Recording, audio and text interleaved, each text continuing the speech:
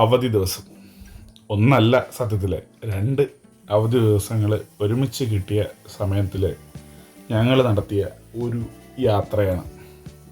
ഒരിക്കലും പ്രതീക്ഷിച്ചില്ല ഇങ്ങനൊരു യാത്ര സംഭവിക്കും എന്നുള്ളത്. അവധി ദിവസത്തിൻ്റെ ആദ്യത്തെ ദിവസം രാവിലെ വീട്ടിൽ കിടന്ന് അങ്ങനെ ഉറങ്ങിക്കൊണ്ടിരുന്നപ്പം അനിയന്മാരെയൊക്കെ ഒന്ന് വിളിച്ചു, അനിയന്മാരെയും സുഹൃത്തുക്കളെയൊക്കെ. അപ്പോൾ എല്ലാവരും പറഞ്ഞു, നമുക്ക് എങ്ങോട്ടെങ്കിലും പോവാം, കാര്യം എല്ലാവരും റെഡിയായി സെറ്റായി ഇരിപ്പുണ്ട്.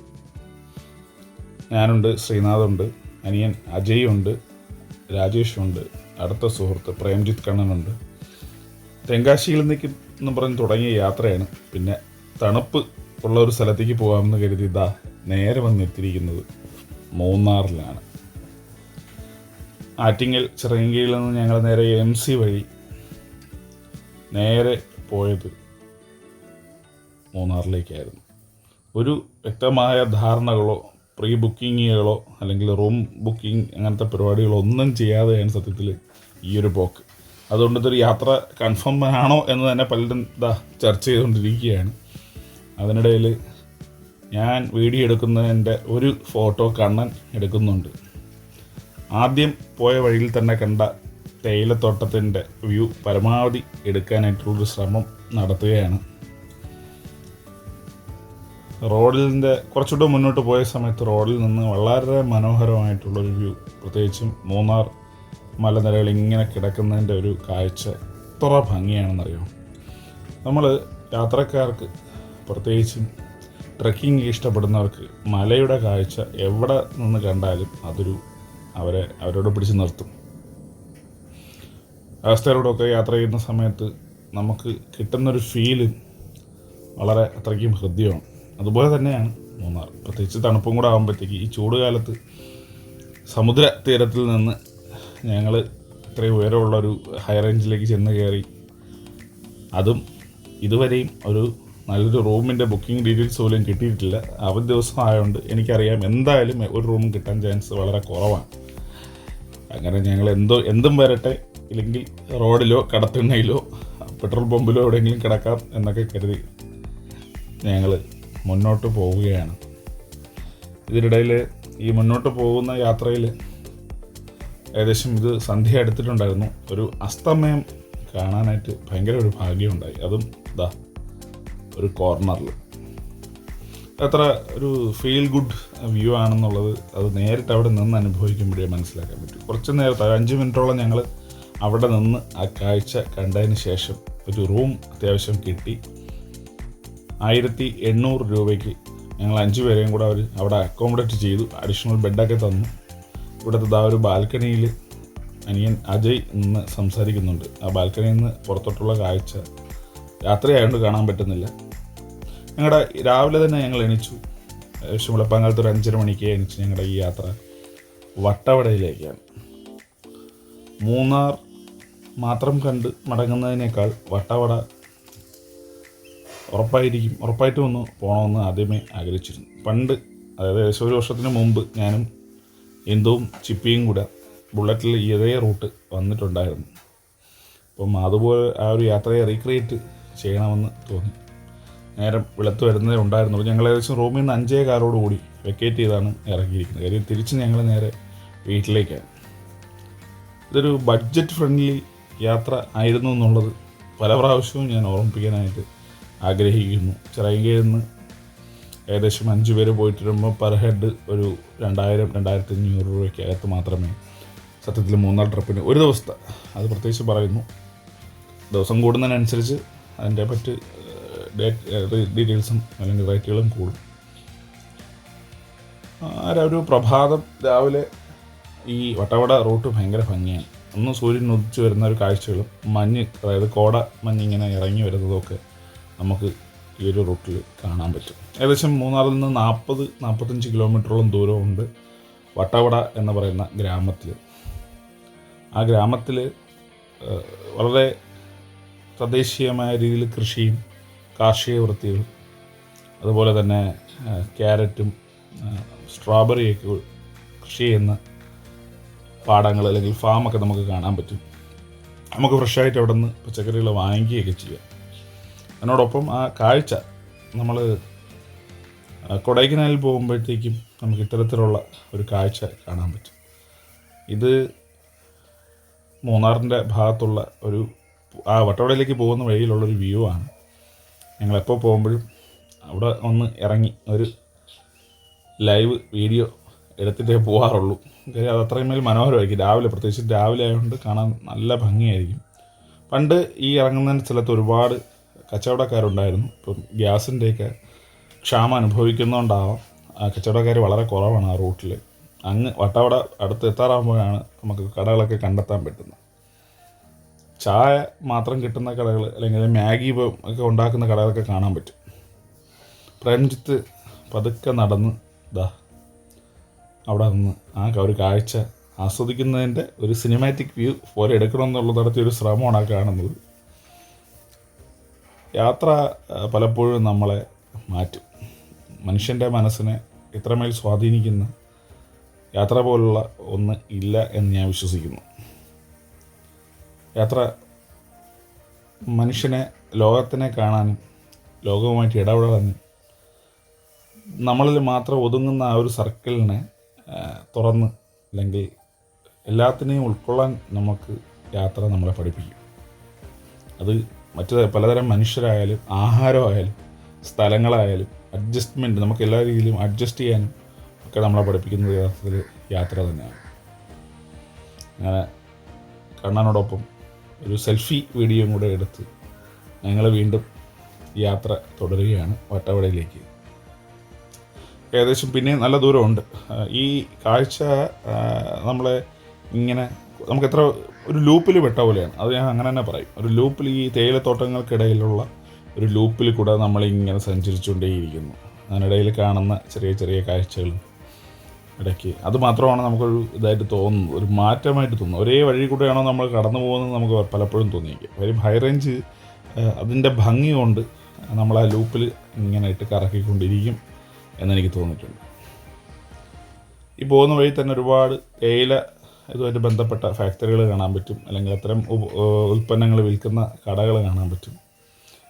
അതുപോലെ തന്നെ ഇപ്പോഴ് ഇലക്ഷനോടായിട്ട് ബന്ധപ്പെട്ട പരിപാടിയൊക്കെ നടക്കുന്നതുകൊണ്ട് ഒരുപാട് പോസ്റ്ററുകളും ഇലക്ഷൻ പരിപാടികളുടെയൊക്കെ ആഡിയോ ഇതുമായിട്ടൊക്കെ ബന്ധപ്പെട്ട കാര്യങ്ങളൊക്കെ കേൾക്കാം, പ്രഭാഷണങ്ങൾ കേൾക്കാം പല സ്ഥലങ്ങളിലും.